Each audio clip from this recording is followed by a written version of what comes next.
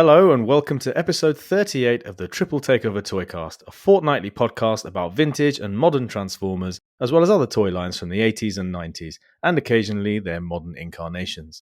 As the gold plastic dust settles on another TFNation, there's no limit as we reach for the Skyquake. Joining me to sign off on all the happenings from this episode are my two co-hosts. First up, a man whose idea of a test shot is a practice glass of rum. Arbless, look, it's Liam's breakfast from Toybox Soapbox. What ho? That summed me up perfectly. I'm going to put that as my LinkedIn.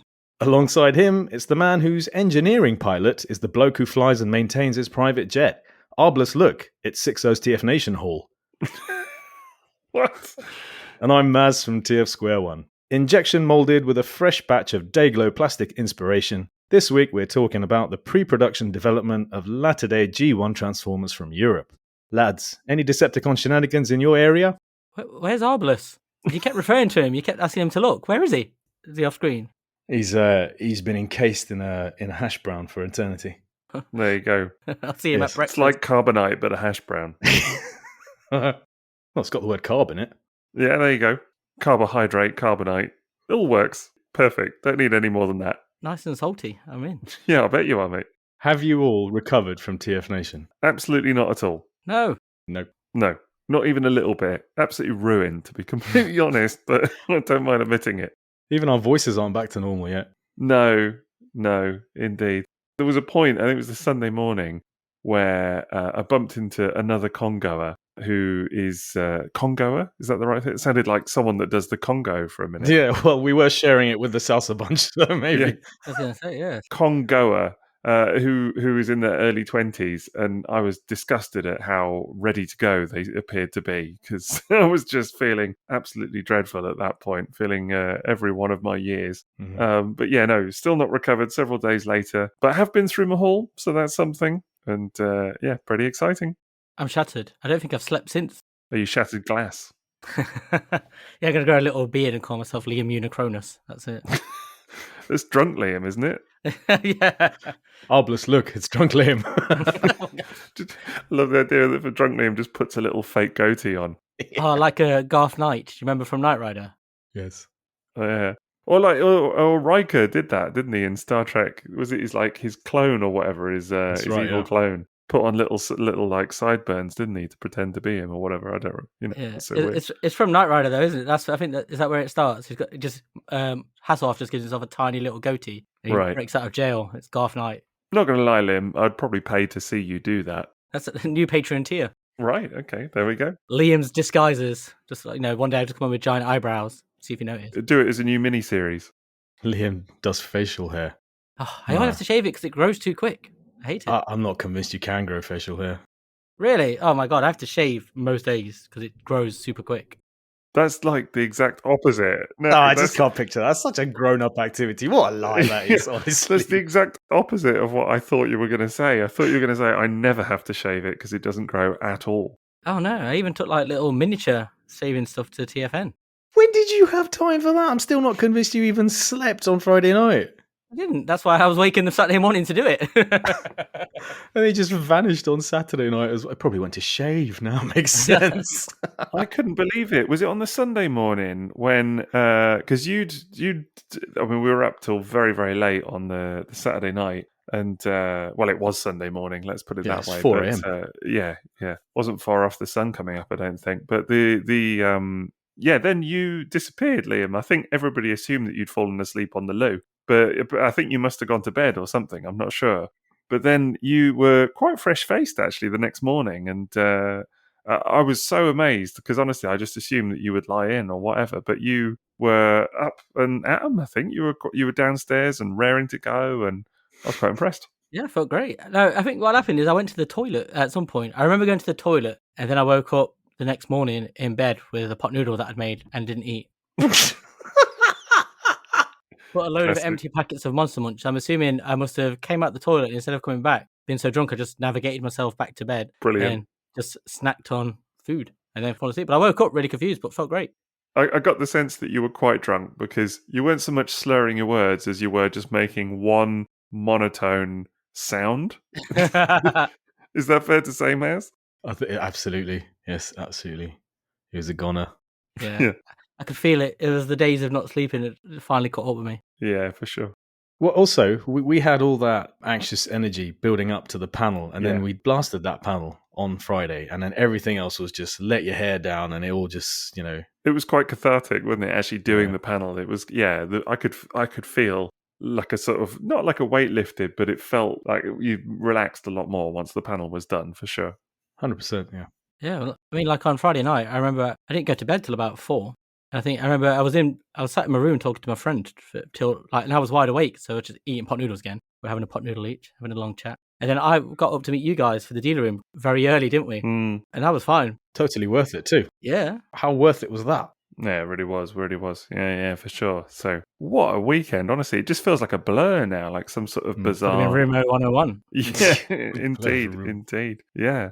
Well, we are hoping to get, we haven't as yet, but we are hoping to get a recording of the panel for those that didn't see it, but we're going to post it on our Patreon, aren't we? That's what we've said we'll do. So hopefully we're going to get a little video of it from the fine folks at TFN. And we will post it on our Patreon. Just another reason to sign up, just saying. But yeah, it was tons of fun. I had an absolute blast from start to finish. One of my favorite weekends ever. Like just spending time with you guys, it was just amazing, and just the whole experience of it, and not getting to stop for 30 seconds because people wanted to talk to you and say really nice things. Oh man, it's the energy. That was one of the best things about it. Incredible. The amount of people who had so many lovely things to say and were willing to come up and do so. It was wonderful, and I really hope they all felt how much we appreciated and how welcome they were to come and say hi. Yeah, totally, man. I was really touched by so many people just making the effort, because of course you don't know everybody or whatever, but just so many people that came up and just really nicely just, said how much they enjoyed the podcast. I was really humbled by it. I honestly had no idea. James Marsh said to me in at one point, he was like, I hope you realize that literally everybody here listens to the podcast and they're all buzzing about it. Yeah. And I was like, really? And that was in the men's toilets when there was like 3 of you in there? Or were you talking about like generally out of the podcast? That was Liam. Liam was a... when I was taking a pee, and then I could hear somebody going, you're that guy from Triple Takeover, aren't you, from behind me? He's also taking a pee.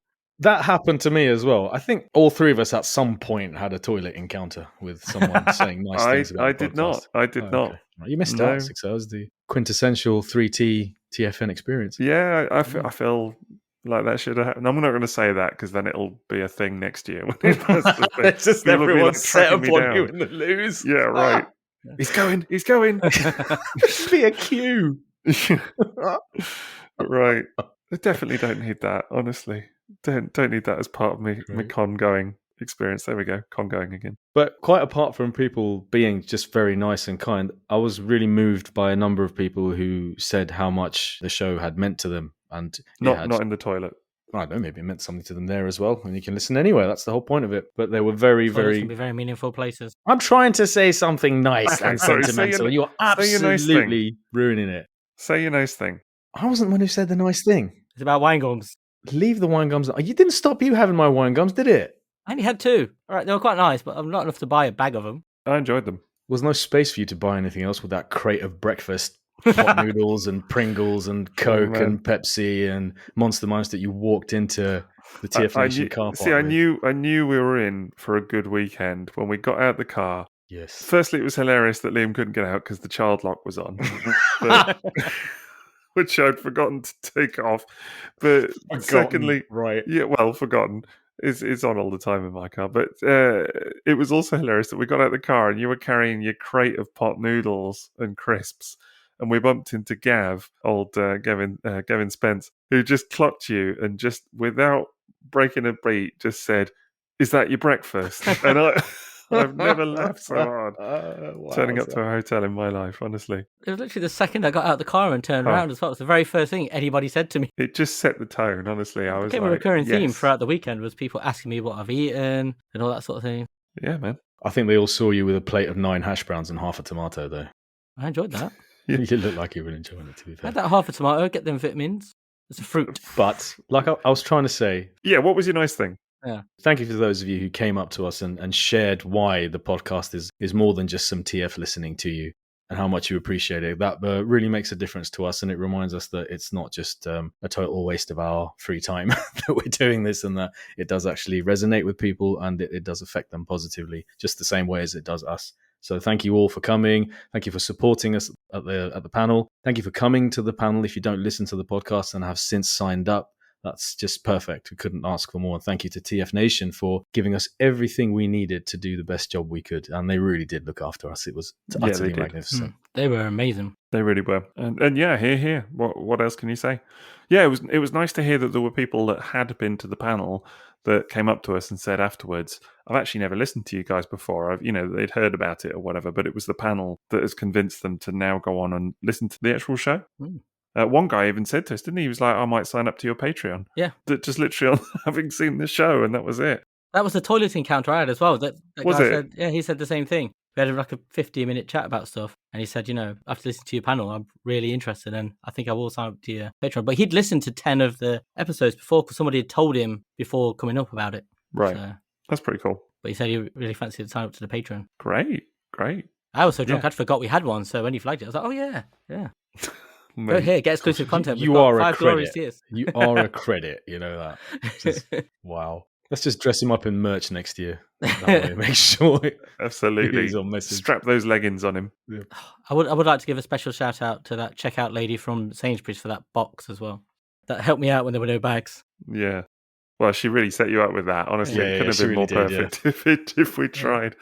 But everyone was amazing. There were so many people that we know, so many people we didn't know. It's just everywhere you looked, wasn't it? It was just somebody wanted to talk to you or just had so many nice things. It was just incredible. There were still people that I somehow didn't, as always is the case actually when you think about it, but I still somehow didn't manage to get enough time with or really any time with. There were people that I saw just like the once as like a fleeting thing. And, I sort of come home, I'm like, how did I not speak to them? Right. But it's just, the whole thing's so busy, isn't it? I think I said to someone once that this is, like in a weird way, kind of reminds me of my wedding day, which I appreciate is a weird analogy. No, I totally get that. I absolutely get that, yeah.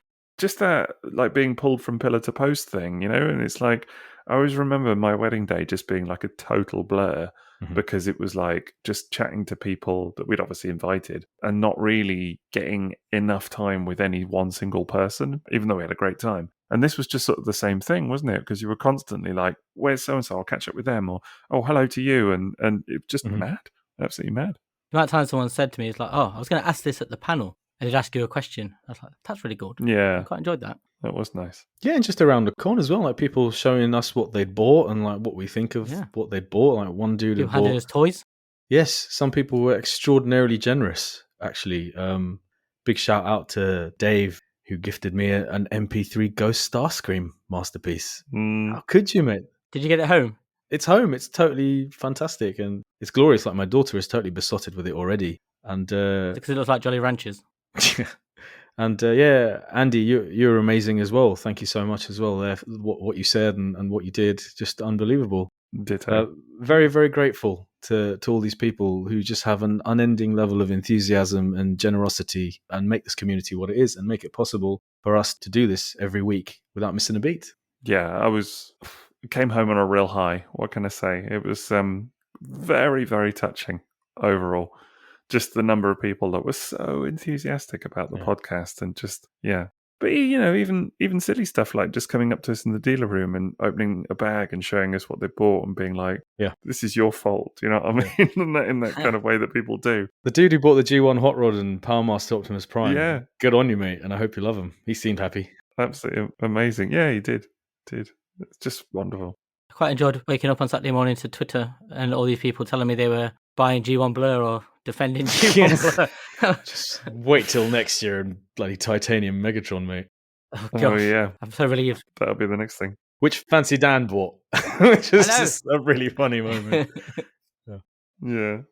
Well, hopefully it'll be on again next year. And who knows? Hopefully we get a chance to do another panel. There was some suggestion of it, wasn't it? Of doing a kind of repeat performance at some point. And just to be clear, it wasn't just like the panel and the 3T stuff that made it an amazing experience. We spent an awful lot of time sitting with our own best mates from years past, and just the hours flew away on those evenings, just catching up with amazing human beings and friends. Even sharing the journey there with you guys and back with those guys was absolute highlights of, and always is. The journey to and from TFNation is always part of the fun as well, and it didn't let me down this time. There's stuff like going for dinner and lunch as well. Even that, just going somewhere quiet with your good friends and just having a right little natter away from it and just catching up and stuff. It was just wonderful. And everybody was brilliant. And, the TFN staff were just amazing with us, weren't they? Like, They were fantastic. We were so Really, lucky. really good. They are amazing people. Yeah, they had some real challenges this year as well, more than any of them deserve to have to handle. A big shout out to Rob for being an absolute superhero. And I hope everything works out with his birthday presents too. Yeah. Indeed. Yeah. And a big shout out to Nick, because I swear every time I turned around and blinked, he was there. I don't know how he covered every part of that building constantly. I still came for lunch. Yeah, absolutely.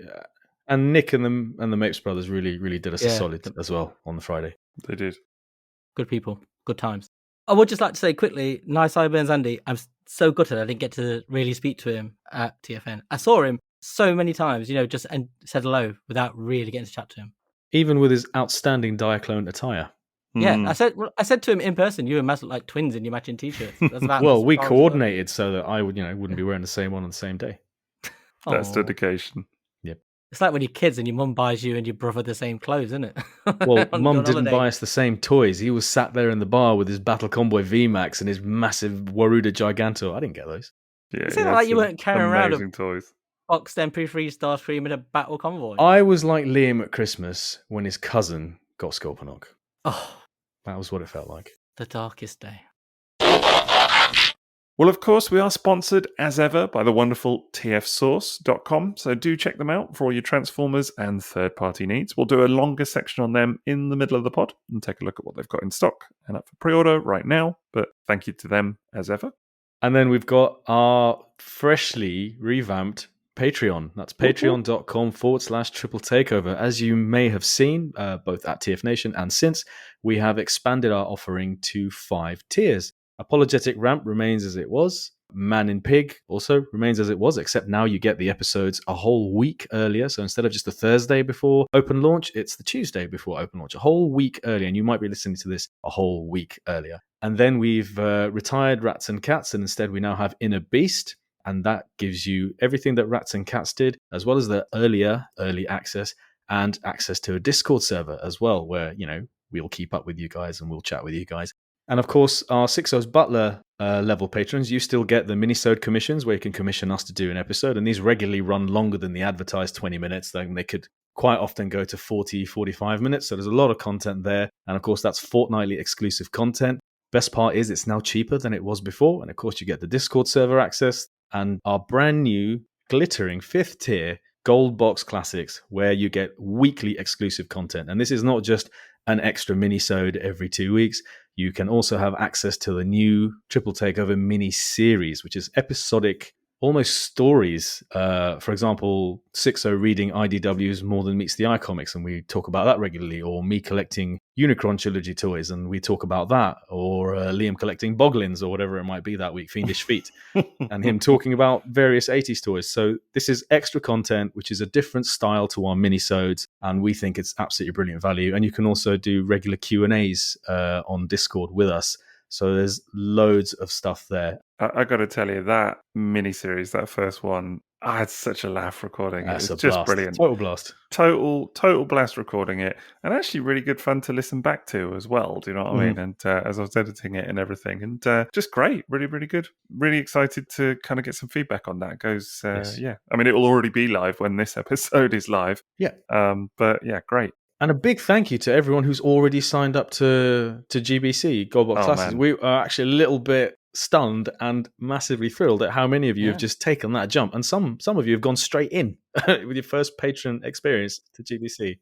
Absolutely. It was wonderful. Honestly, we put the tiers live, the new tiers on Patreon, sent a note saying, okay, new tiers are live. And within 3 or 4 minutes, it was like boom, boom, boom, boom, boom. We had Sixo's Butlers upgrading to GBC, and it was just wonderful, honestly, to kind of witness. And I guess for us, again, very humbling, because I don't know, it's just mad to think that people are so up for hearing more of us talk. Yeah, it's lovely. Thank you. It's that time of the show now. We have to consult the old official Triple Takeover file of facts here.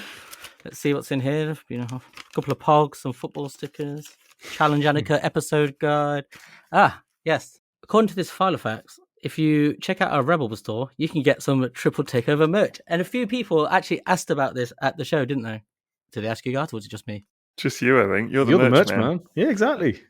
Well, was it Andy was there in the apron, but we He was couldn't there see in him the because of the apron, lights. Yeah, you couldn't see anything on that stage. Yeah, and somebody asked a question about the leggings. Was it why are you not wearing leggings? Toybox Soapbox. That was his exact question.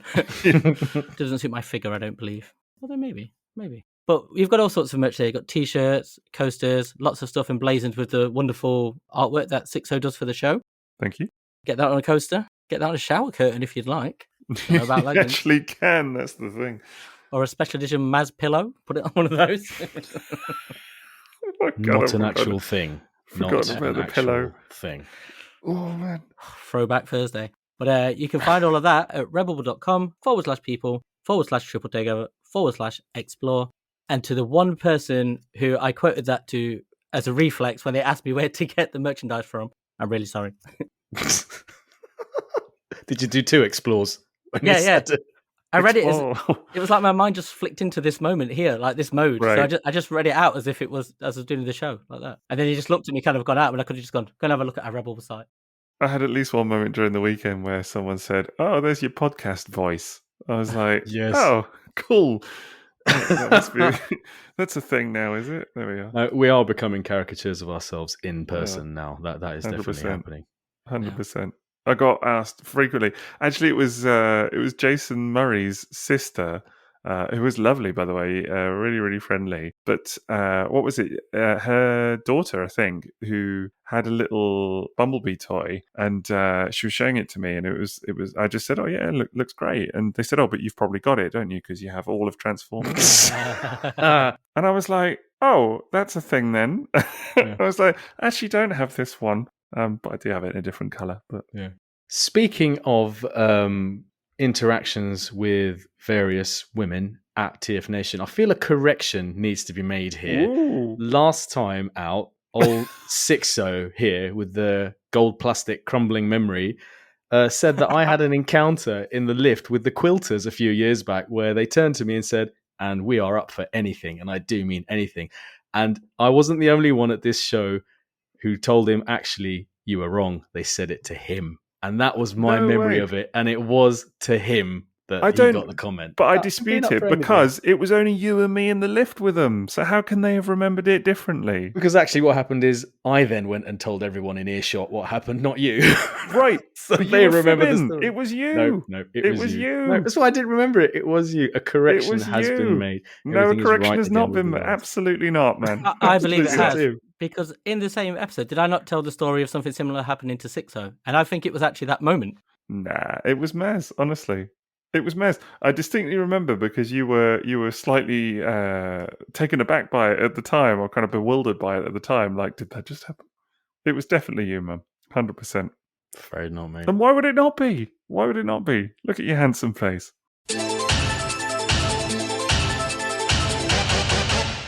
The topic of this episode is generally the development of late G1 European Transformers. And the reason we want to do this episode is because Andy Couzens, who was head of boys' toys at Hasbro Europe and previously Milton Bradley before the merger, before the purchase, he was supposed to be at TFNation in 2020, which was cancelled, but he was a guest this year and he did a fantastic panel on his history as someone who worked for Hasbro and other toy companies on the development of toys, which would have been like very late 80s, early 90s, stuff that we would know, Turbo Masters, Motivators, these kind of figures. He was employed at Hasbro Europe at that time, and he had a table in the dealer room where he had incredible design drawings of all your favorites, your Skyquakes, your Rotor Storms, Aqua Speeders, stuff like that, were all in a folder. And he has loads more of these back at his gaff. And he brought some along with some prints, I think kind of gauge interest. And we were inspired by this stuff. And not everyone will get to see that panel and everything he talked about. And while obviously it was a job that he had 40 odd years ago, and he did enjoy the job, but a lot of the very finer details have escaped him as time has passed. But we just wanted to sort of bring together what we all heard and what we all saw and sort of talk about this development process of European Transformers in what is sometimes known as the G1.5 era. Yeah, I mean, it was such a great panel. I really enjoyed it. And in a funny way, even more enjoyed talking to him at his table afterwards. Yeah. And kind of, sharing some extra anecdotes and things. And I mean, I think, yes, it's fair to say, as you sort of said, Paz, that his memory on certain things was, as it's 30 years ago, he hasn't exactly got all the details. And so he was sort of guessing on one or 2 points. And he admitted as much quite freely.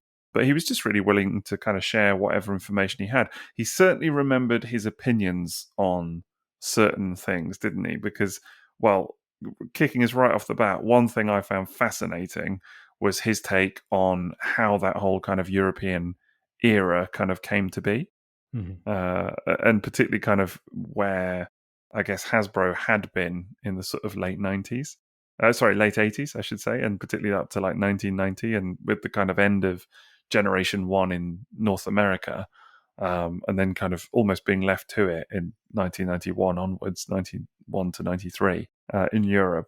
I mean, he didn't mention Action Masters, but he very much kind of gave an indication of, like, he mentioned, I think, Transformers that don't transform at one point, and sort of said, Hasbro were trying to make Transformers into something else and trying to sort of get some of the success from G.I. Joe, but he really did not seem keen on all of that, did he? No, he was professionally critical of them, Yes. I would say. I mean, he said that Hasbro had acquired Milton Bradley because they wanted a board game brand and they wanted their line robotics, which he then was very honestly saying that he felt that Hasbro then ruined robotics and Transformers sort of came along with it.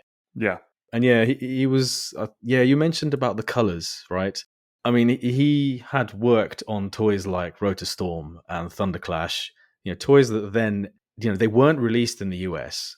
And I think knowing that, he was saying that they could sort of go back to what they believed these toys should look like. And they had more of a say on colors. And there were sketches that he had made, beautiful design sketches of Rotorstorm, 5 iterations of his canopy, for example. I mean, how awesome was that? I would have bought that print. Oh, it was incredible. And he had like Pantone colors on the side, and you've got your neon pinks, you've got your lovely blues and teals and all that kind of glorious stuff that we associate. Yeah, these things that we associate with that era. And I actually thought about getting my Machine Wars toys that I picked up at the show signed, but then hearing how disappointed he was with the color choices for those repaints, how they became almost militaristic in his opinion, I kind of changed my mind. I thought maybe next time you come, I'll just bring my box G1 Rotorstorm and let you sign that one instead. For sure. I think it was clear in everything he said that he had a very strong sensibility about particular choices about design. And yeah, as I say, he talked a little bit about kind of where Transformers had been going. And he talked a bit about the fact that, in his opinion, the line in kind of the late 80s, I think he was predominantly referring to 1990, to be fair, but he talked a lot about how they dialed back the colors, less paint applications he was talking about and things like that, and kind of less detail, but also that they, in his eyes, stripped back on some of the tooling as well and had kind of simplified tooling, things like this, and that he didn't see the kind of complexity that he personally appreciated in those toys. And I think when he designed stuff like Rotorstorm and Stalker and Skyquake and Thunderclash and all of those legendary toys from that era that have been repainted, some of them multiple times. I mean, they are bizarrely, although they weren't North American releases, they are absolute staples in my mind of the G1 line. He was clearly proud of the work that he did on them. And I think, as you said, I think the fact that he was now sort of, in a funny way, left alone to do pretty much whatever he wanted, as part of, he was very keen to say, wasn't he, as part of a process and as part of a group of people. He sort of was able to have much more influence on that kind of stuff. And I think it shows in those toys, honestly. Yeah. Do you remember when he talked about the click? Yes. Yeah. Hugely so. Hugely so. We spoke about this before. We've talked about Rotorstorm, haven't we? How he feels like a step back, but in a positive way, where he feels like earlier Transformers compared to some of the stuff that came in between. It sort of felt like a righting of the ship. It's very familiar if you were around with like the Target Masters and stuff like that. He's very in line with like Trigger Happy and that sort of toy, isn't he? Right. Yeah. Yes. It reminds me a lot of Misfire. They've got that same sort of big plasticky feel, clicky joints, but simple, but not too simple. Yeah. And I thought it was a really interesting theme that he kept talking about end of toy lines, cutbacks, and and how the plastic was getting low, toys were being simplified. but it came up a couple of times, didn't it? But he had a few names for it, and I wish I could remember now. Some like industry terms, which I think he said. And you're like, oh, that's interesting. That's Yeah, he dropped so much knowledge just off the bat. You know, he was it was just firing out of him. Honestly, it was hard to keep up. I think unless you sort of were furiously writing notes of everything he said, there's no way you could remember it all. No. And I had 3 separate opportunities to get that information. Once I went to speak to him on the Saturday, then you spoke to him on the Sunday and I was there. And then, of course, there was this panel as well on the Saturday. And it's just about trying to retain as much of that as possible while the alcohol and the lack of sleep is trying to beat it out of your head in the other way. I was sat next to you and I could see how much you were enjoying it. I kept looking at you. You had that grin on your face and you had your hand up at one point for a question, didn't you? But I asked you what it was, but I can't remember what you said. Well, the thing is, what became really clear was that if you had a really niche specific question about a particular toy, chances were that he wasn't going to remember the specific details. And I realized as he was answering other people's questions about non-combining combiner figures that were repainted for that line, that there wasn't really going to be any point in me asking him specifics about colors of toys and how he felt about the choices he made and stuff like that. I just kind of took it along with the general vibe of what he was saying. So I was happy to believe that the amazing colors on Rotorstorm were via input from him and his very large team of people that were involved. And I think one of the confusions I had, and I think now is a bit cleared up, is that Andy Couzens didn't actually, like him and his team, didn't sit down and design a toy like Rotorstorm. Like the designs were still Takara Productions. You know, they were still Takara designs that came through to him. And then, I mean, he wasn't even really at the stage of being a drawer at that point, but he loves drawing so much and is an artist in that way that he would do drawings and he would sort of give indications on what they might consider changing, like making the canopy on Rotorstorm a bit more complex, a bit more interesting. And then that would be like a back and forth between him and Takara. I found that whole thing really insightful. You know, how he kept saying he kept doing it and making little changes till the end. And then they said that it would have to, what was it? It has a ship date or something, doesn't it? Yeah. Exactly, yeah. These schedules, these timelines that they had where if the change was too large and it didn't meet budget and it wouldn't meet the timeline, it just wouldn't happen. Yeah, I didn't realize that back then. I don't know if it's the same now. I assume it is, but that they're given a ship date and that target date, and then that's when they start pitching the toys and deciding what to make. Yeah, it's not here's a toy, we'll fit it in, we'll probably put it there. It's the other way around, isn't it? It's this is your date, make something. And price points. Yeah, and the price point. Yeah, exactly. It's like all the details are decided beforehand, aren't they? It's like even before the toy, and again, I don't know if this is the same today, it may well be, but it's like even before the toy is designed, they know how much it's going to retail at and when it's going to be released. And then it's like up to people behind the scenes to fill in all the blanks.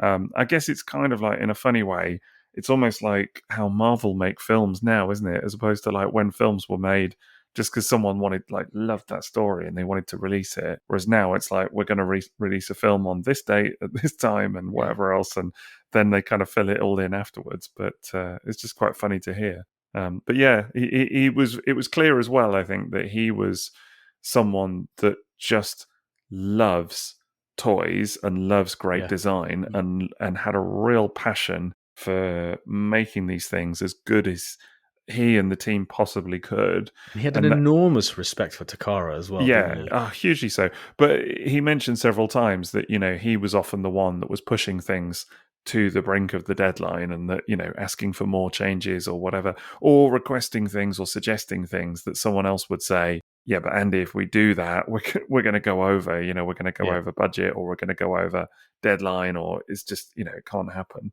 But it's remarkable to see someone with that level of passion, and I think it shows in the final product. And that just knowledge, the passion and knowledge combined together. Because I found, I don't know if it was for you guys, but as the panel got about halfway through, I started to be much less interested in knowing about Transformers and stuff like that. It was more, I was so interested in the process of the things he was talking about, just little bits. And I was like, I would love to hear more of that, just go more detail. There was, every now and again, I was like, oh, that's really interesting when he'd drop some sort of little hint to something or little information about, like you're saying there about working with Takara and stuff. And he'd say, oh, you know, we'd be on the phone at hours and stuff like that, talking about this and this. It'd be like, there's just this little bit more of a process. I would like, I'm less interested in these questions about the motivators and stuff like that as I am now, because he doesn't know it. So it doesn't really matter. Yeah, agreed. Yeah. And he set the tone right at the start when one of the first pictures he put up was the big track. Do you remember that? Yeah. I couldn't believe it. I was like, oh my God. And then when it flicked to the actual picture of the big track, you heard the cheer go, didn't you? Yeah. There were so many people to just recognise what it was at the same time. It's like, wow. I was like, I would have loved to have heard about stuff like that. I thought it was just a fantastic panel all around. But his portfolio of stuff and some of the drawings and sketches and designs that he shared was just incredible. Micro Machines, man. Yeah, Yeah. I was just going to say Micro Machines bases. some of the unused, never produced Micro Machines bases that he drew. There was the one, was it like a big boat or something, wasn't it, or like a submarine? Yeah. That's right. I just remember, I kind of vaguely remember it, and it obviously folded out into like a big city. It just looked absolutely immense, honestly. It was so funny how he didn't know some of these toys had ever been produced until maybe a couple of months ago. And then he's been going on eBay and buying toys that he owns. And he had a G1 Stalker on his table that I think he bought from Toy Fu. He did. Because he'd seen it and I thought, well, I'd love to have these things now. And then at the end of the show, I was bringing a Thunderclash back. I'd had this Thunderclash for 3 years, and I was giving it back to the Space Bridge because I just hadn't had a chance to bring it to Iceland and pandemic and all the rest of it. I never got a chance to give it back to Paul. And Paul just gave it to him at the end of the show. So Andy Couzens has gone back with the Thunderclash that's been living with me for 3 years. Really? So now he's got a Thunderclash and he's got a Stalker at least, plus the other things he's bought at home. Man, that's incredible. I'm so happy about that because I've enjoyed the journey of that Thunderclash from when we met you on Friday, on the Thursday even, wasn't it? And you're like, I've got this Thunderclash with me. And then when you took it over to Paul, and just knowing that's where it ultimately ended up, that we were all part of this story. Hang on a minute. How did I go? How did I go the whole weekend not knowing that you were carrying around a G1 Thunderclash? Yeah, I had it with me the whole time. I was meant to give it back house? to Paul ages ago. When? Yeah, it was just at my home in London, actually. So, And it was here in my house? It was in your house, it was. Yeah. I saw it. You showed it me. No, it's in Andy Couzens' house. You didn't show it to me. I'm pretty sure you've got one, mate. Yeah, I do, man. I do. Damn sight nicer than the one I was All the carrying around. Transformers, doesn't he? So, Yeah, too right. Well, Corroborated by you and me because we've been there. Yeah, you've been there we've now. We didn't seen even talk the about that, but Yeah, we'll come back to the castle. I've been checking the shelves for broken bits of plastic ever since you left. I hide my tracks well. Well, the actual G1 tracks. It was the Micromaster stuff, that concept stuff, like seeing that, it reminded me of the Space Bridge panel, the Raz panel the other year. Seeing that stuff was real wow moments, and it was a bit like, that scene in Batman when the Joker's talking to Gotham on the news, and the mayor comes in and he pushes it out of shot. It was that as soon as someone started asking about Transformers, I wanted to just go like, sideswipe and go back to Micro Machines, like, let's go back to those unused designs. This is incredible. And the mad thing was, at the point when he was designing Micro Machines, he was no longer working for Hasbro. He had gone freelance. So they'd employed him for like a day to kick out as many wacky designs as he could, like 20 in a day. He just belt them out for however long they'd employed him. Yeah. And then he didn't know which ones got produced. I think that is so mad. Just that, Wicked, isn't it? Just that he didn't know. And because he also didn't know that some of his Transformers stuff had been repainted and things like that. And Machine Wars, for example. Yeah. And then Universe. Yeah, and some of the Universe stuff. But I thought that was really interesting as well, because when we were chatting to him, and we got quite into it with him, didn't we? And we got chatting to him about things like, I remember saying to him, have you heard of GPS? Have you heard of gold plastic syndrome? That was so ironic, honestly. Well, that was it. I mean, there's the bloody subject that I can't get away from, so I thought I may as well introduce it to someone else. Do you know what I mean? But I just thought it was so interesting because he talked a lot about plastic quality and production, and he was clearly super knowledgeable about, and we'll talk about that as well, but all facets of the production process. So I just thought, as we were chatting, I was like, does he know about this? Does he know that era is also synonymous with this very infamous thing, this sort of affliction of plastic? And he wasn't.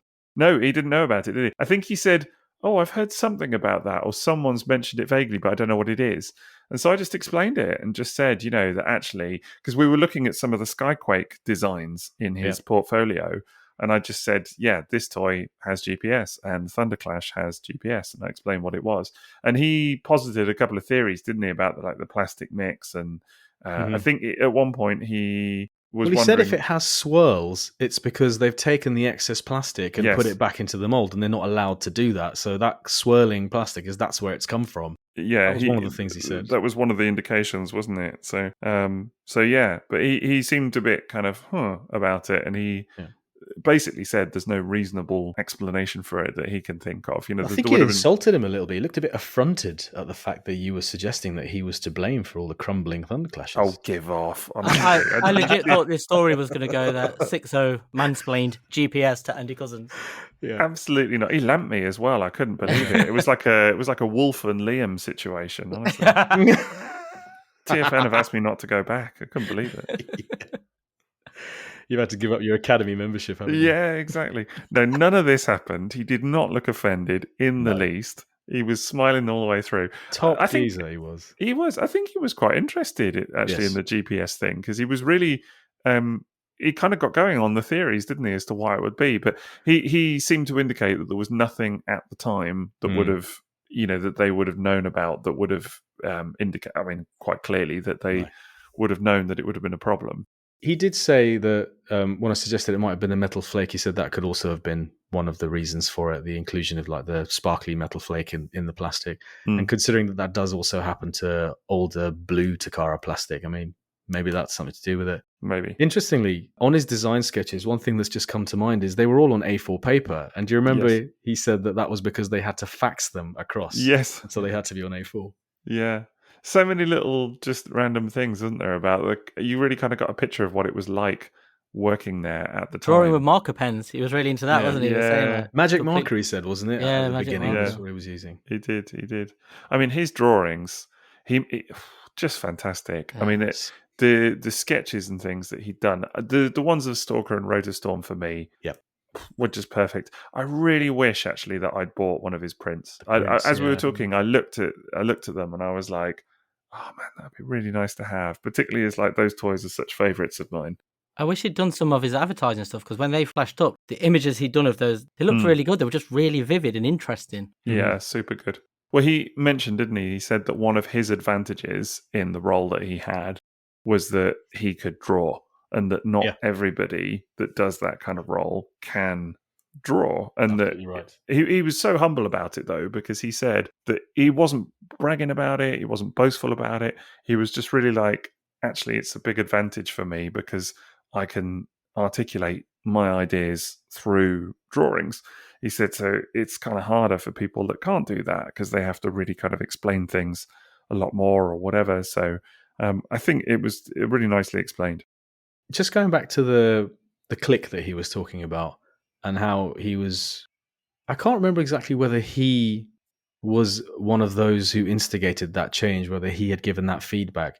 But he was really happy that when it got to toys like Thunderclash and Stalker, that those chunky pieces of plastic that ratcheted that way and really gave you the feel that you were holding something weighty were a key ingredient of these toys that he wanted to see back in the line. And of course, he did make reference to some more modern figures not having that quality.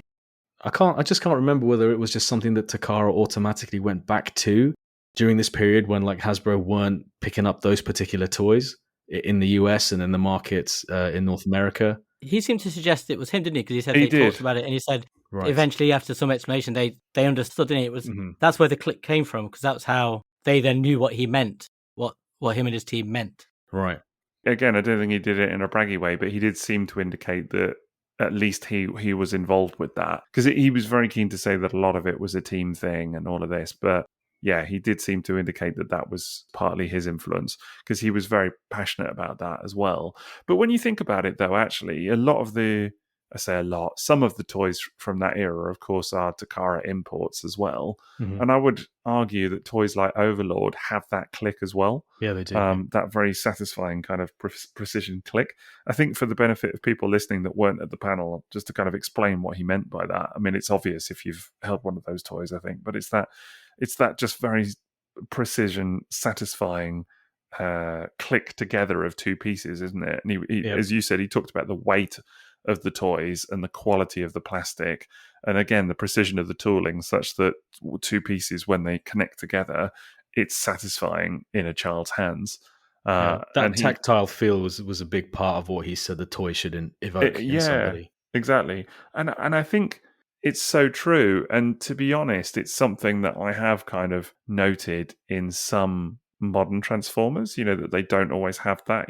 I think I talked a bit when I reviewed stuff like War for Cybertron the battle charges, that they have that really kind of squishy feel to them almost, and that I do find that they kind of lack that satisfying click sometimes. So it was super interesting to hear about, because I've always felt that those Turbo Masters and those other toys are just so satisfying. I was going to say, that was exactly what popped into my mind was the Turbo Masters. The way the legs fold over and then they click in, don't they? Is the very noticeable feeling when you're moving those toys. Yeah, 100%. 100%. The Transformers will return after these messages.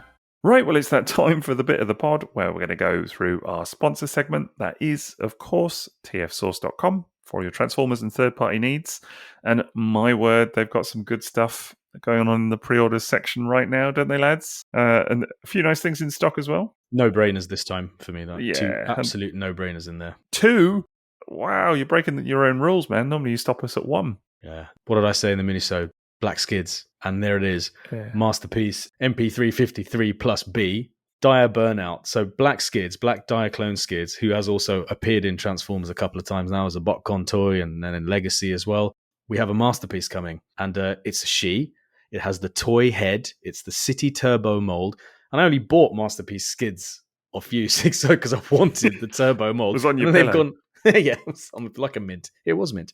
And it's coming in black with the Moto Compo scooter, all the weapons that have been included so far, and a holo of Carly.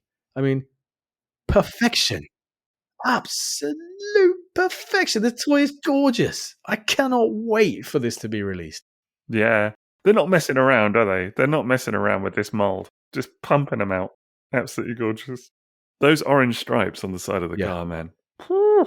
Absolutely love it. Yeah, spectacular. And that is a must-have for me. And the other one is the new Waruda Diaclone that's been advertised. This insane, demonic, satanic beast of a thing that's... Cheeky. I think it's called Waruda... Yeah, it's nothing cheeky about this one. It's called the Waruda Legion Vajra. And it's just epic. It can turn into this 70-centimeter long, worm-winged, evil Satan beast. And I think one of the modes is actually called Satan's Slay. That's one of the official mode names. Wow. It's wild, man. And it's in dark cathode colors as well. And the price is fantastic for what it is. I can't wait. Yeah, I would agree with that, actually. I thought it was going to be more. But the horns on that thing, man, just looks exceptional. It's Satan Beast was right. Yeah. Are you sure it's Satan's Slay and not Santa's Slay it turns into? Different toy. Yeah. I totally want that different toy. thing, man. Yeah, I bet you do. If all Warudas look like Santa, you'd be... That's in the Home Alone section on right, the exactly. website. This is not here. Okay, cool. Well, those are 2 solid choices, I have to tell you.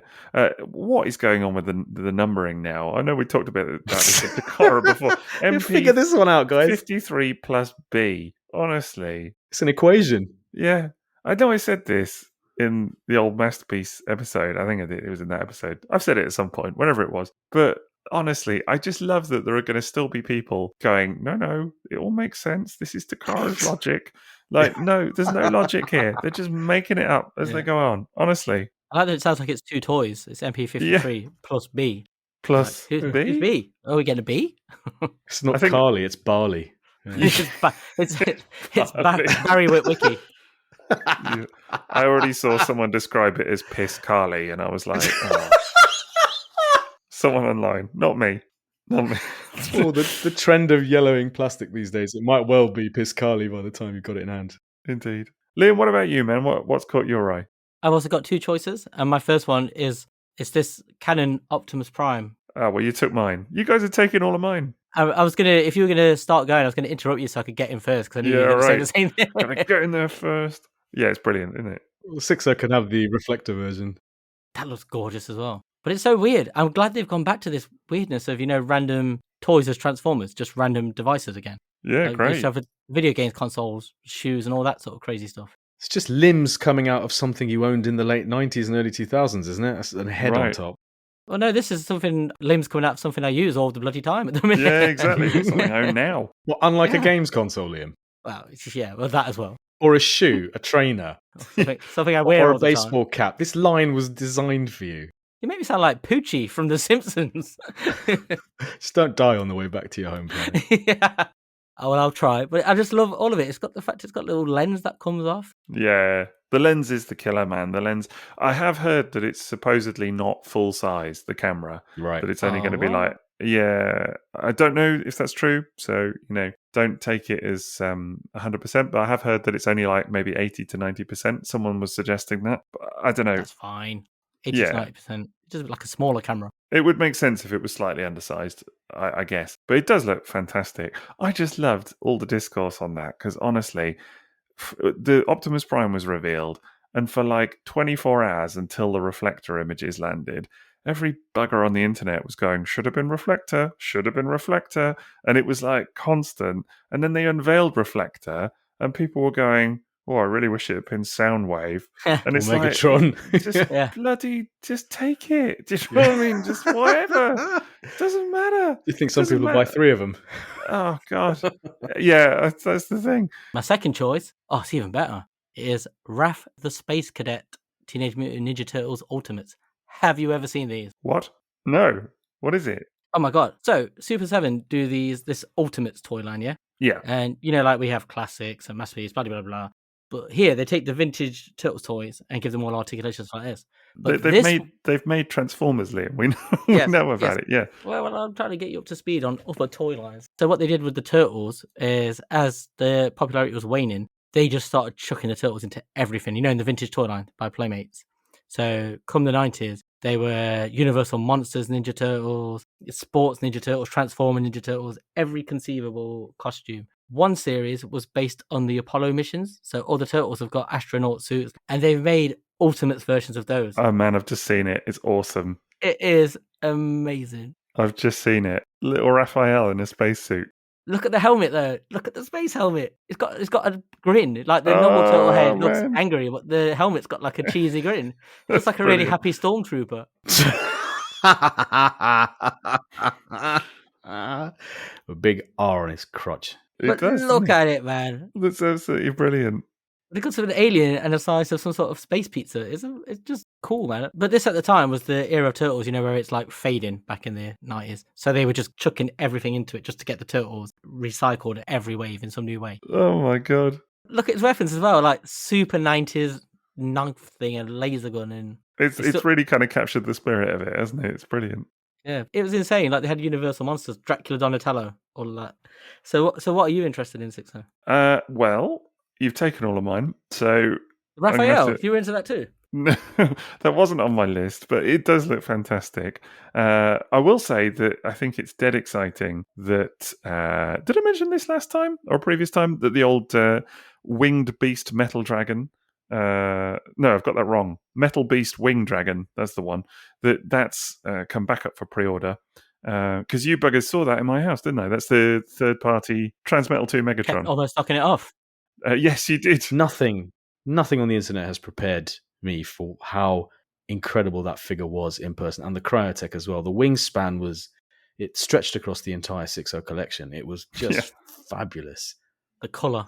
I'm looking at it right now. Just the talents. Incredible, honestly. You could really injure yourself on them. They're quite sharp. Yeah, but I feel a bit vindicated by that because honestly, I've said to so many people, no, man, you've got to see this thing in hand. It's like proper legit, like top tier echelon, beyond what third party normally make. And people are like, yeah. But it really is though, right? It's a real wow moment of a toy, isn't it? When you see it, it's massive. Just incredible. Like if you're a Beast Wars fan, the shade of red they use. Yeah. But whatever kind of paint they're using is just gorgeous. Yeah, absolutely beautiful. Yeah, if you're a Beast Wars fan, for me, it's a sincere must-have, honestly. So that is definitely one that caught my eye. Otherwise, what else is going on? Well, there's the Legacy Transmetal 2 Megatron as well, which also looks pretty hot, I think, may I say. I think that's... I was admiring that on the stream that they did yesterday, on the old fan stream. I thought that looked fantastic. And the other one is the Masterpiece Revenge of the Fallen Starscream with the kind of tattoo design on it. I think that looks pretty hot. Yes, it did actually look quite nice. Well into that. I really love that design anyway, so kind of up for giving it another go. Not the most extensive repaint, but yeah, I just thought the tattoo design is super cool. So pleased to see them do that, and definitely up for giving it another go. So I think that's going to do it for our little round of sponsor segments. That is tfsource.com. Do check them out for all your Transformers and third-party needs, and thanks to them, as ever, for sponsoring the pod. We now return to the Transformers. So, going back to the development of late Euro G1, there were a number of questions at the panel, obviously, that Andy Couzens wasn't able to answer precisely, but there were some elements of toys that he did remember and things that he spoke about fondly. For example, light piping. Yeah. Do you remember when he actually brought up the subject of light piping? Yeah, he was very passionate about it. I don't remember like specifics of exactly what he said or anything, but I recall him being very kind of enthusiastic about it. And we did talk about the fact that, it was obviously a new thing for that era. And I think it obviously been sort of overseen on his watch, hadn't it? Yeah, and he mentioned that hot pink was the color they used for it because it was actually the one that transmitted the light best. Yes. It was one of the colors that did the most once And the the light was green. coming in. Yes, right. For So Stalker. So it wasn't just about the aesthetic, it just was a lovely coincidence that it worked so well in that color. And obviously, Rotorstorm's light piping is utterly legendary. And it's funny to think of the first time it was done was on those toys, and maybe never better since. I've said this before, honestly, that it does feel like I love light piping when it's done well, but all too often it kind of feels like we're just chasing that high that we got on the initial, when it was first used on the Turbo Masters and Predators and all those guys, because it's honestly just never been bettered. I mean, there are fantastic examples from over the years, but just done so well. And I just think, again, it's another feather in Andy Couzens' cap, not just him, but the team, that just for how well it was done right out the gate. I don't remember any of this bit at all. I legit don't remember any of this at all. Well, I think this was in conversation with him afterwards, wasn't it, M.A.S.K? Oh, right. There we go. So I wasn't there. It was both, actually. He did mention it in the panel as well, and I do remember talking to him about it in person. Don't remember the panel at all. Well, the thing was, it would come in snippets because his slides weren't exactly in Transformers order, and it was when people got to the individual questions that these sort of things started coming up, and obviously he would get little snippets, little nuggets of memory back. He was regularly referred to the toy as Rotor and referred to the other one as Clash. So obviously even the specific names weren't etched in his memory. Yeah, he did call it Clash, didn't he? A few times. That, yeah. Yeah. I think it's fair to say that because he's not up on the fandom so much and he hasn't sort of kept in tune with everything that's going on and kind of how these toys are perceived, it's fair to say he didn't explain it. And this is not a criticism, but it was coming out in the way that made sense to him, but there was probably a more logical order that would have made sense to us, if that makes sense. So it was sort of, as you said, it was just kind of random snippets here and there, wasn't it? You were trying to sort of piece it together a little bit, if anything.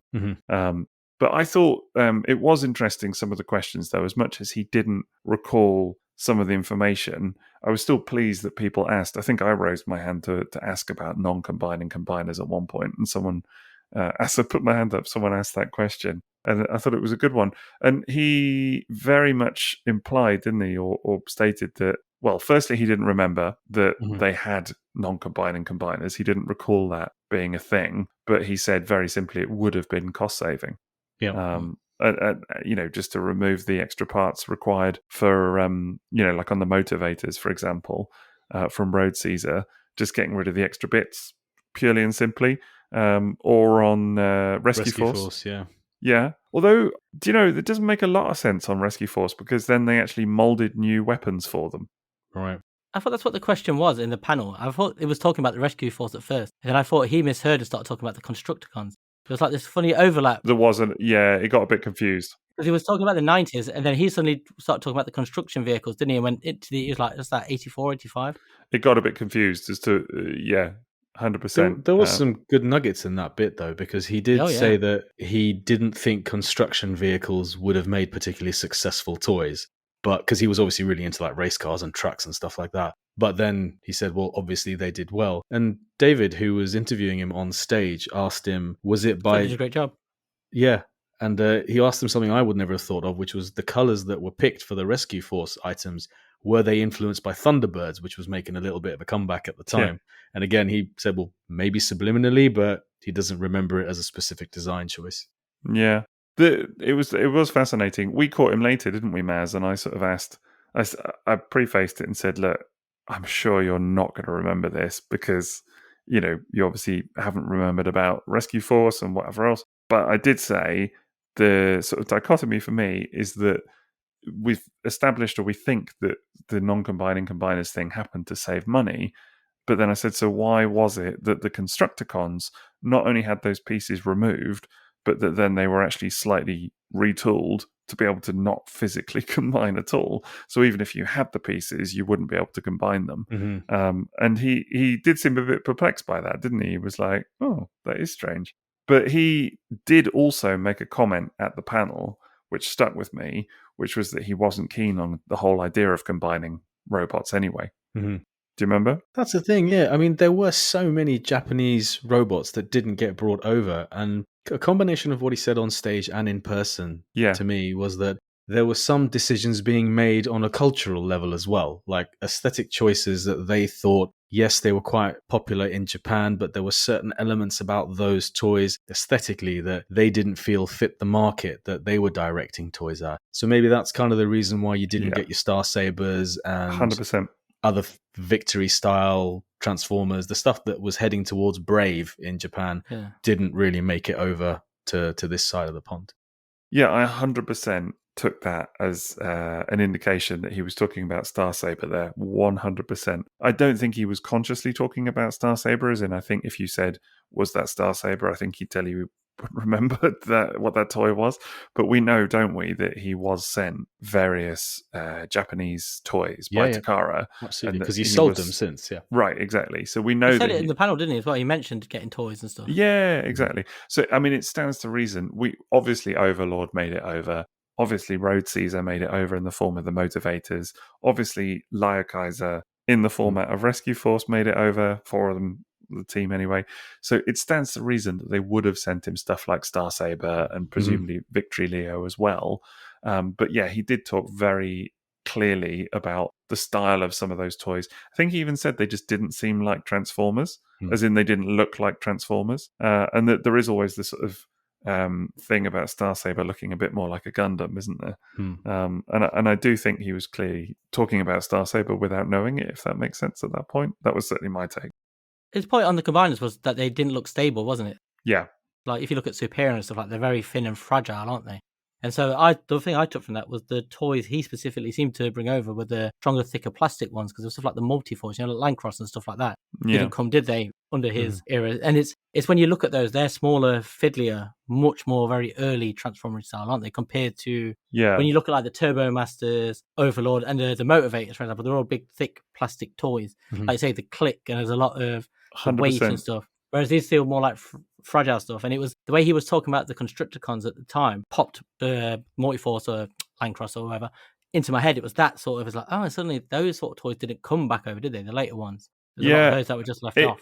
It actually, I've been thinking about it more in the kind of last couple of days and thinking about what toys didn't come over then and trying to sort of think through the logic of some of what he said, because again, it's in snippets. So it's kind of like trying to take little bits that he kind of offered and then sort of apply it and think, and I had considered Landcross as a possibility, because why would you not bring that over in theory? Because it's just an amazing toy, it's lots of fun, but actually, to be fair, owning one, it's not the most stable combined mode. It is it does, like, the chest plate can fall off quite easily, the legs are maybe not so solid, and I can sort of see that actually that might be one that fell by the wayside purely because, he or someone on the team looked at it and went, it doesn't fit what we're trying to do here.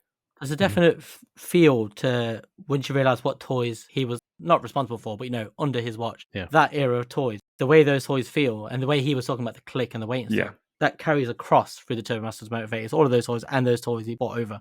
Like you say there, you can piece it together yourself. Exactly. It might not be true, but you can create a narrative, can't you? You can sort of see a logic forming as to why those toys, that mystery of years, why didn't they bring that? 100%. You can sort of see a logic to it from the toys that there. Yeah, 100%. You can see that stuff like Deathsaurus and Star Saber and Victory Leo wouldn't have made it because of the style of them, just not really feeling like Transformers. Can you imagine Deathsaurus standing alongside Boss and Thunderclash and the stuff that he was, the Stalker? It's like not quite the same. No, not at all. And I think it's really kind of cemented it in my mind. And as you said, Liam, maybe it is just me creating a narrative, but to me, it makes total sense in the context of what he was saying and the decisions that he sort of confirmed were made at the time. Because I have for years thought, why did they not bring over more? Why did they stop at the Japanese toys that they did? Why Overlord and why not some of these others? But it does make perfect sense. Well, were any of the toys he oversaw beast formers? No, don't think so. So if you think about it, like Leo Kaiser has very obvious beast elements to it. Victory Leo, Which went. Deathsaurus, all of these cut. All the Breastmasters cut. Everything that seemed to have like an animal element to it didn't make it over. Yeah, I'm just trying to think. But no, it felt, didn't it, like that Euro, those 3 years, starting with the Turbo Masters and those guys, it really felt like they were trying to get almost back to basics. Right. G1, cars and trucks. And that, as you said, Planes. And that was, it really felt like but in a we're more going back to the start of it. solid toy, not like the 84, not like the Diaclone cars. No. More like the 87, sort of that solidity, like we always say about the Target Masters. 100%. They're more like kids' toys, aren't they? They're not as fragile. And it felt like that's what he was trying to merge. Well, that's what that G1.5, felt like that to me. Real vehicles, toy robots. Yeah, it's like a natural progression from your double dealers and your Dreadwings and that kind of thing. But like a lot of like earthen modes as well. Like they might be futuristic in some way or unusual in some way. But real vehicles with real vehicles, robots, not Cybertronian modes like some of the Headmasters and stuff. It really felt like they were going for something that could exist on Earth in the future. And I think it's always been funny to me because it always felt like that Euro era had a very specific sensibility to it. And I'm just overjoyed really now because now I feel like I know why and know some of the logic behind it. That's it, because even though you didn't have the answers, you can feel there's a logic. You got the sense of, you can just, from what you know yourself, you can sort of form your own conclusion that's not too far off. Yeah, I think it was just fascinating to hear those little snippets and to kind of try and piece it together a little bit. That was all. And it does make a lot of sense now. So, and sort of ties it together. We also heard, didn't we, actually, just talking to him and just going back to his design drawings and things, he talked briefly, didn't he, about like the color changing gimmicks and things like that. Do you remember this, M.A.S.K? I remember you mentioning that it was, from a collector's point of view, it's quite weird now because you had stickers on a color changing toy, so it's very hard to get them in good condition. But I don't remember the exact discussion, actually. Yeah, it was only brief, but he was just talking about the fact that they'd obviously had to work quite hard to get those toys right, and that actually getting the colours for them right was difficult and things like that. So there was just some sort of insight there. It was only a brief kind of discussion, but it was just funny. But it was more his design drawings as well, just seeing little snippets that are very recognisable, certain elements, if you like, or cues on certain toys that are very recognizable. Actually, the one that really struck me was Skyquake. I remember folding the page and seeing the design drawings for the hands on Skyquake. And instantly, because I know that toy well, there was no actual picture of Skyquake to go with them. Instantly, I just said, oh, there's a Skyquake's hands. And it was just the way he'd drawn them. Is that the one that had a panel on it, which was jutting out, and he'd labelled it as weak? Yes, he did, didn't he? So I thought that wouldn't survive, and that should be like pared back. Yeah, it on the sort of knuckle, if you like, of the hand, it almost had like a protruding spike, didn't it? Yes. And he'd circled it and indicated that they should take it off because it would break, especially as it ended up being in gold plastic. Wow, interesting. And the thing is, he did say that it wasn't like typically his job to do design drawings at that stage, but he just couldn't resist. He wanted to get his drawing pad out and start sketching things. And of course, when he was talking about his team, we're not talking about a team of 4 or 5 people. He was indicating that the team responsible would have filled that panel room entirely. It was like creative services, it was marketing, it was engineering, it was design, it was management and all that kind of stuff. That, there was quite a significant number of people working on it even at that time. It was really different to how we often hear these things talked about now, because we've done a whole episode on the Hosui years and talked about, Shogo Hosui, famed Takara Tomy designer. And, often now people talk about, the designers at Hasbro and so-and-so worked on this toy or so-and-so worked on that toy. And that's all legit and that's all totally fair game. But this was really different because he actually made quite an effort to pick up, as you said, the potentially like however many hundreds, maybe 1,000 other people that were involved with the process, and that actually he very much painted himself, didn't he, as just one part of a huge overriding, machine, if you like. that brings these things to life. And it's just not how I've heard it sort of talked about in elsewhere, if you like. There's a fascinating contrast to now, like when you say like Hisui and people like that. Because when you read about them, it's always from the perspective of them being Transformers fans trying to recapture something. Whereas from his perspective, it was almost all business, wasn't it? It was a job. But he's very specific in talking about his team rather than his influences of the cartoon and wanting to do this or this. It was all, well, it's part of a team, it's part of a job. And then it would go on to here and all this sort of stuff. And he doesn't know anything more about it. I just think it's so different from the focus now, isn't it? 100%. For him, it was just making a great toy. That's what the core of it was. Yes. And it's so far removed from now where you listen to any design team talking like this character is based on this fiction, or I really want to include this, and that, and that. It's completely different. I thought actually there was like almost like a slight element of tragedy to it because it was a sudden realization that so much of this info that we don't know is lost. It's completely lost. Yeah. You know, about all these decisions that he doesn't know about and stuff like that. That we know a lot about earlier eras because it's more documented and you know people had more interest in it in the past. But this one era, because it's such a weird space almost, you know, with it being over here in Europe and stuff like that, it's just, that documentation doesn't exist. And the thing is, his memory of these things is fading. I spoke to him in 2011. That's 11 years ago about Gold Box Classics.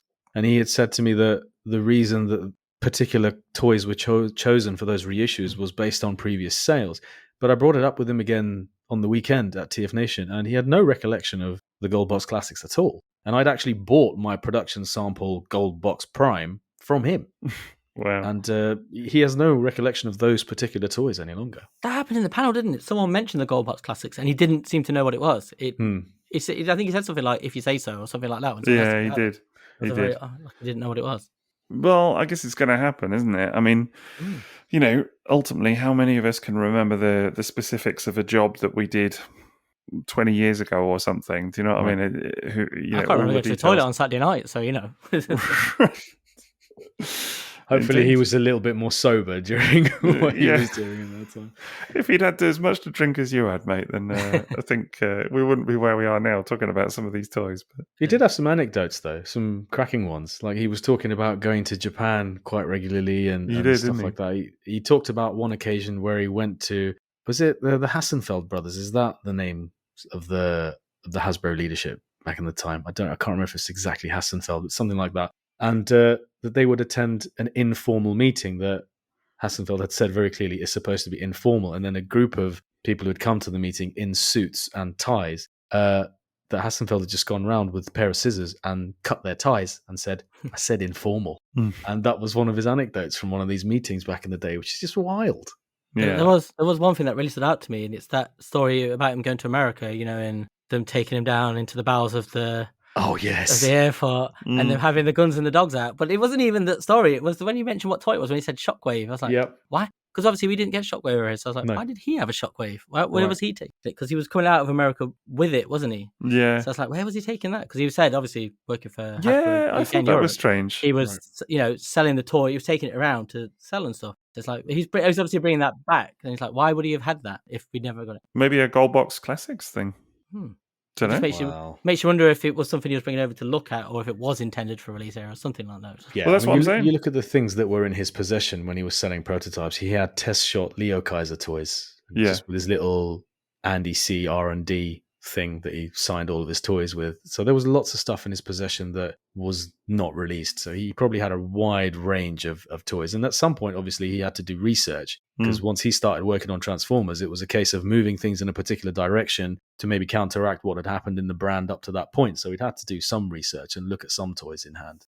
Yeah. Well, I think it's fascinating to think what might have been and all of these different elements that weren't included ultimately. And as you said, Maz, it's a bit of a shame that, you know, his memory's kind of fading on some of those events. But still, some cracking anecdotes, honestly. Yeah. I mean, let's not give the wrong impression. He was not a senile old man on No, stage. no. He was very intelligent, articulated, full of info. Just like anyone, isn't it? Yeah. As you age, memories just fade, don't they, over time? Especially if it's stuff that's not that important to you, that memorable. It might be to somebody else, but... Right, exactly. I mean, let's not forget, this was 30 years ago. So it's one job among, you know, many that these toys. But he did speak super passionately about Rotorstorm in particular, didn't he? And Stalker. And that was great to see.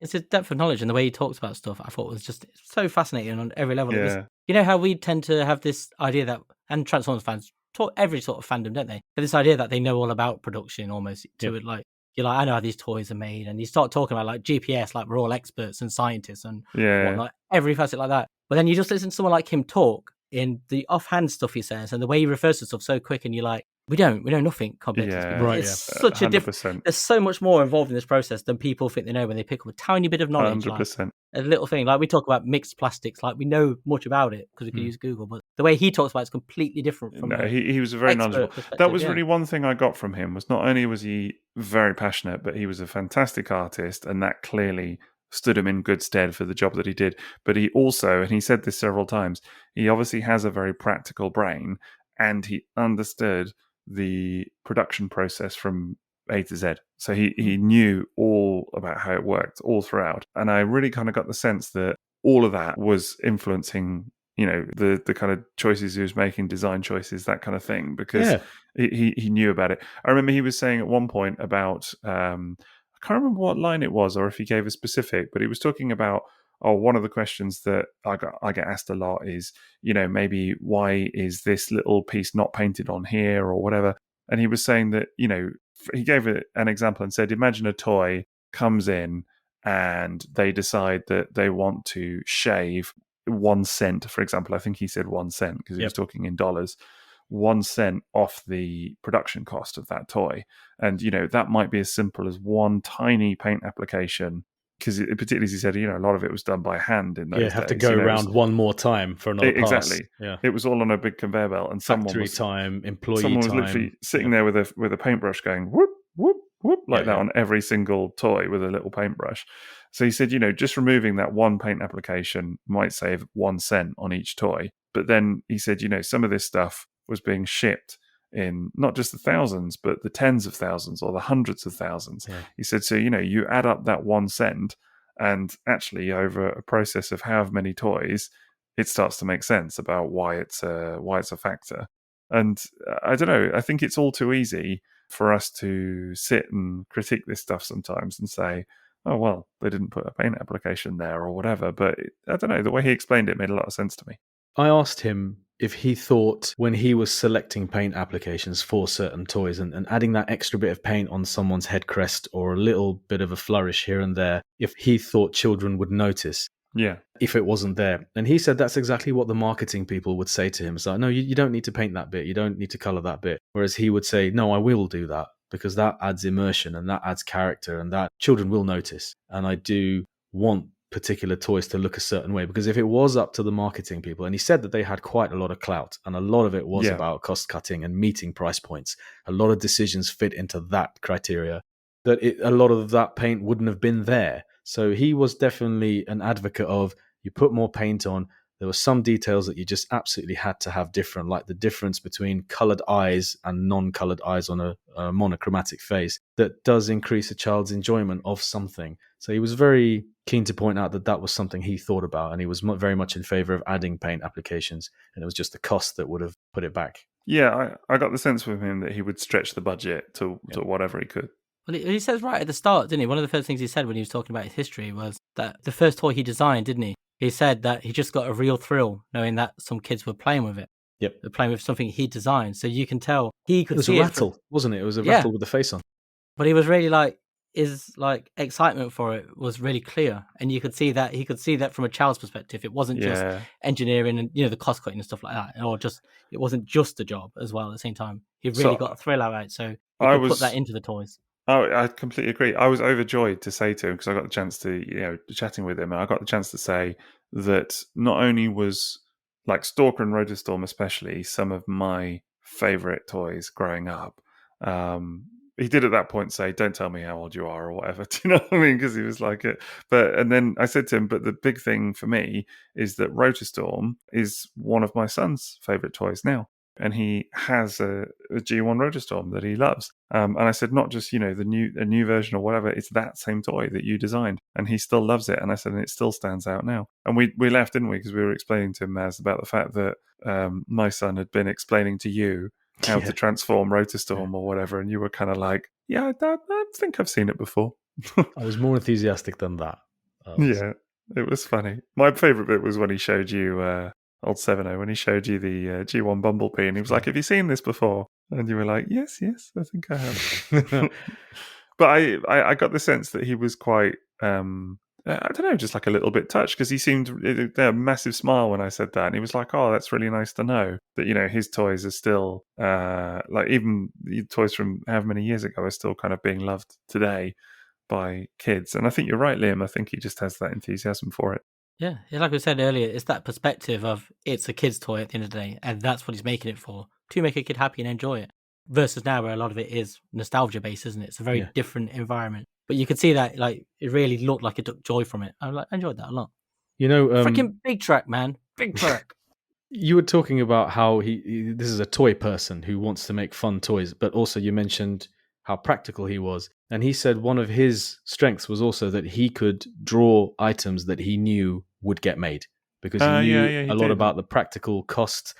And he said a lot of they're working with a lot of inventors. Do you remember he said they'd bring in like 20 inventors, and they'd get very wealthy off this process. But some of them would have some totally wacky ideas that he would look at and just like, well, that's just not going to get made. Whereas he knew that some of the drawings that he was doing, he knew how to get them made, because when he was designing a mold, like especially a large one-piece mold, I think he was saying it in reference to an Action Man toy that he was showing on the screen. Yeah, it was one of the vehicles. Yeah, which was repeatedly done over and over again. And he showed how he drew that mold, and he said some pieces can't be included on this mold because of the way it's removed after the injection molding process from the mold, and that was a big thing.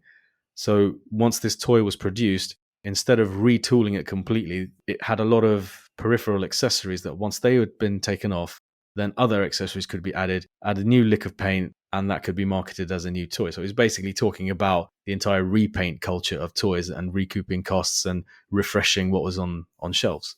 He had a name for it, didn't they? What did he call it? Was it line extension or something like that? Yes, something like that. Yeah, that's it exactly. Yeah, it was fascinating. Yeah, it was. Again, I know we talked about it earlier, but it was funny, the business of him just sometimes not being aware of what toys have been made or not made or whatever, because ultimately, and sort of picking it up years later on eBay.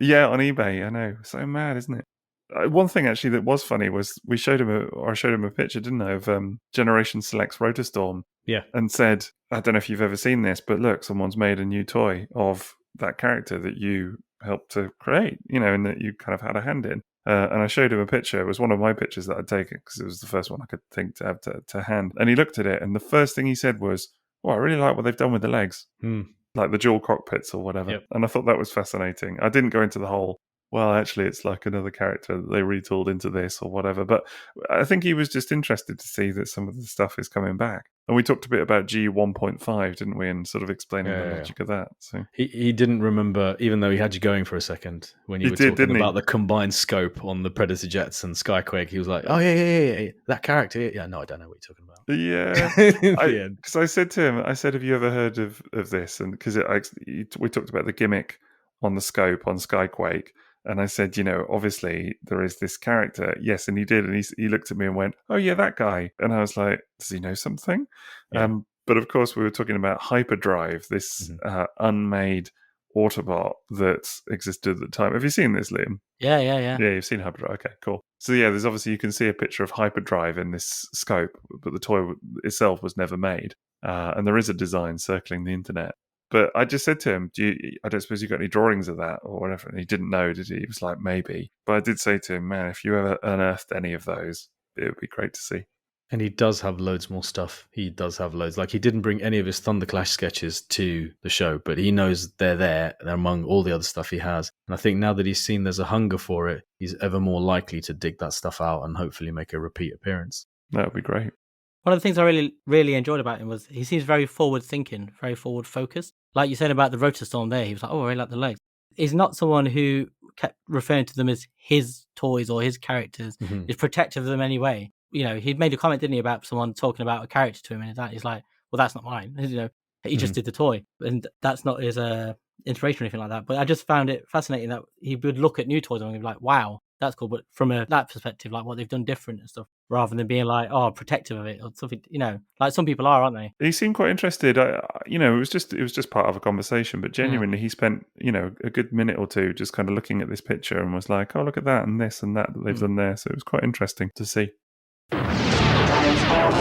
The evil Decepticons swoop down from the skies armed and deadly in Predator attack jets.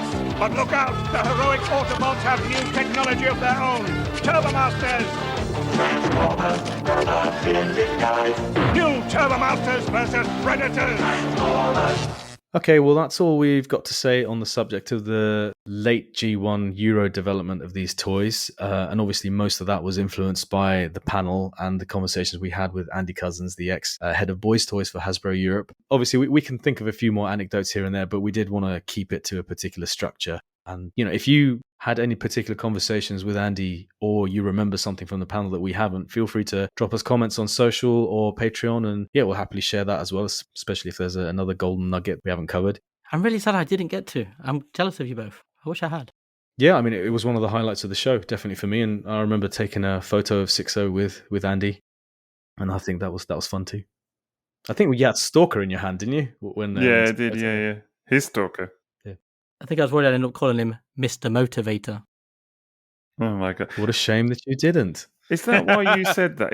Was that all of this was just to set up that tortured joke? No, I had to listen to you guys telling me about your meetings with him over the weekend, and I just felt quite sad. Even though I was stood just away from you talking to other people. It was when he took us to lunch that I had the best time, actually. Really generous. Handed you a free prototype to take home to you. Yeah.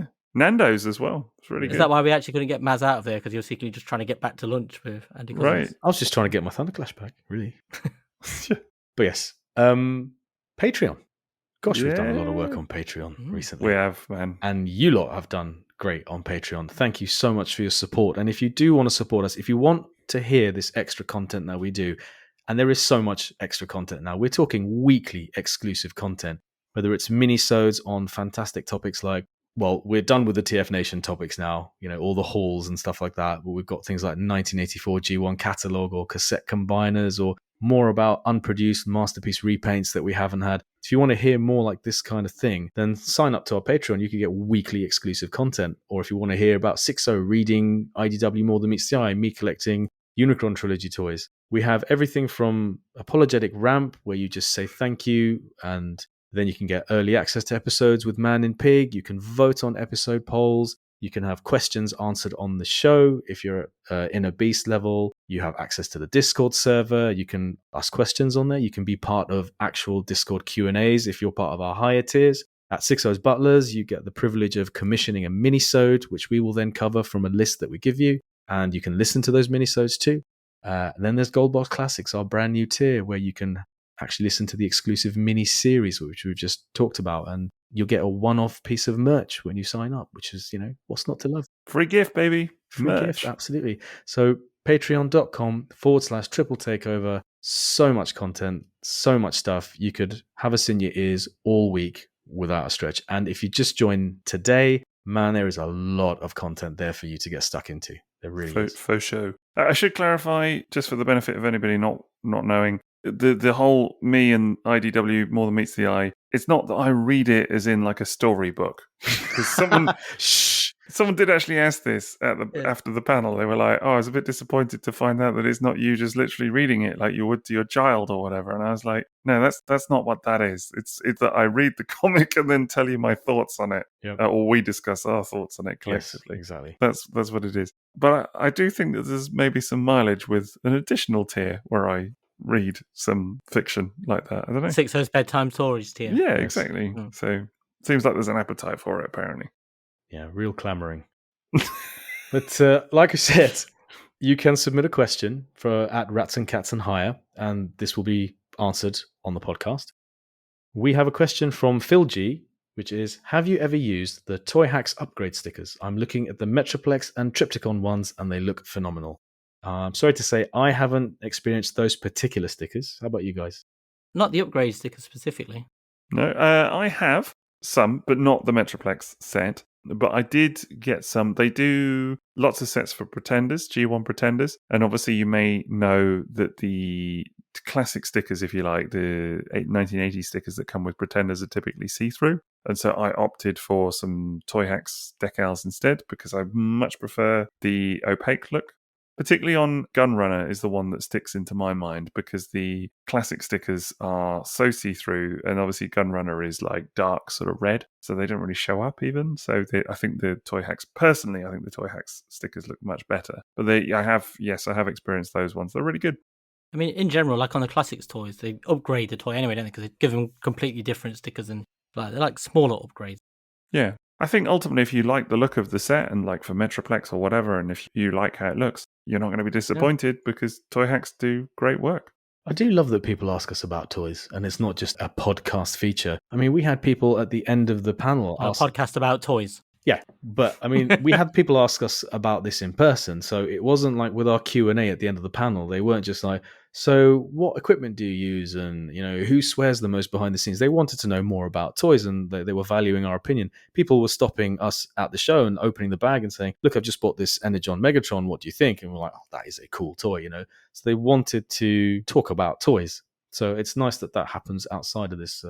I'm not saying that you should hold off till next TFNation for your next question, but yeah, it's just nice that we're in that privileged position, I think. You guys get questions like that. I get questions about what I'm eating. What my that breakfast is entirely your own doing, mate. I was in the bar eating a packet of Monster Munch. Nobody to blame but yourself. Somebody made a joke. It's like, oh, have you got Monster Munch stuff in your pocket? And I looked down and I had. But I'm trying to give them all. So you see? Yeah. And you wonder why these jokes get made. Why do people call me out on these things that I do? Yeah. It's an unfortunate series of events. That's what it was. Speaking of perks, both Sixo's Butlers and Goldbox Classics get a shout out on the show. So this list has gotten much longer. And we've got the Butlers and the GBCs mixed into this list because there were certain elements of the list that we liked. And, Nick's still going to be first. And, we're still going to end it in the same way.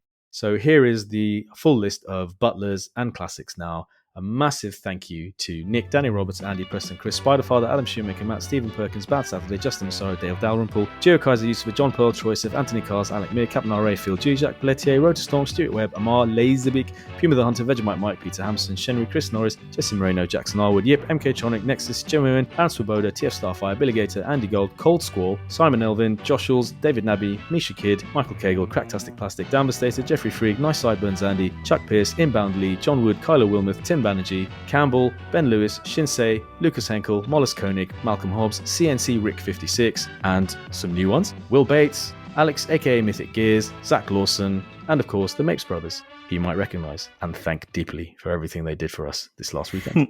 What a list! What a list! Wow. I can't believe you got me to do that on stage. I was just going to say, you did it live. For the people that weren't there, we got M.A.S. to do this. We were trying to get him to do it from memory, but wimped out on that, didn't you? Ever so slightly. Ooh, then you made me download an app. Well, that was hilarious. How do I get the spreadsheet? How do I get it? Just go on the app. What app? What app do you speak of? It was still your amazement that the TFN website had your details when you were like, how does it know I am? I was like, where else did you buy the tickets from? Facial recognition. Oh, you're this person and here's your ticket. Nah. Witchcraft. That was just Nick could see you and he knows what your face looks like. Yes. He was the facial recognition. Yeah. Anyway, we also have a sponsor for the evening. That is tfsource.com. Do check them out for your Transformers and third-party needs. We still have all that lovely merch for you to try. If you go to rebel.com/people/triple takeover/explore, you'll find all sorts of stuff like t-shirts, good fun stuff. And if you want to carry on this conversation with us, tell us what you got at TFN, tell us about your experiences, say hi, tag us in photos you took of us. You can find us at Triple Takeover on Facebook and at @triple_takeover on Instagram and Twitter. M.A.S., where can they find you? At TFsquareone on Instagram, Twitter, and Facebook. Sixo? I'm at Sixo TF on Twitter, Facebook, Instagram, YouTube, and Patreon. And I'm Toybox Soapbox. Anyway, there's an at. Just as G1 ended in Europe with a rotor storm in a teacup, the neon sun is setting on another episode of Triple Takeover. Shoulders back, smash it.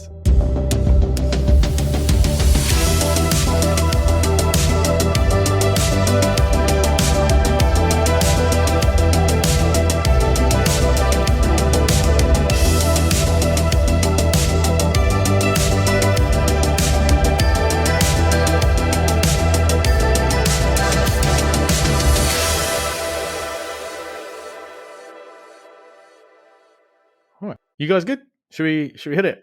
Hit it! Remember, the Force will be with you always. What? Have you got these what? on button now, like a streamer? You've got just like this little thing. Where you press the- I don't What know. just happened? I don't know. Did you hear anything? Oh man. Okay, one of those nights then.